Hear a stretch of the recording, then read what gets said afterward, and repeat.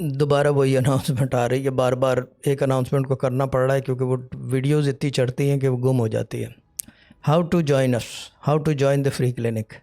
सबसे आसान तरीका, बार कोड स्क्रीन पे इस वक्त मौजूद है। ये कहाँ है? ये बार कोड है, मेरी उंगली उसके ऊपर है, ये बार कोड है।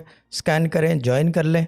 इसके अंदर डिटेल्स हैं, ग्रुप की डिटेल्स। एज वी स्पीक एक और ग्रुप बना है नया, वो ज्वाइन कर लें। ये सिर्फ उनके लिए who are not a Sufi guidance support group member.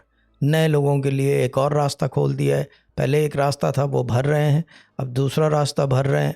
और इस रास्ते को क्योंकि नए लोग हैं, इनको अकोमोडेट करने के लिए दुनिया परेशान हाल है, तो ये कर रहे हैं कि हमने अपने एडमिन की टाइमिंग भी, ग्रुप्स की टाइमिंग कम कर दी है। We will concentrate on that side as well, a bit more, not fully but a bit more. तो वहाँ पे थोड़ा कॉन्सेंट्रेट करेंगे।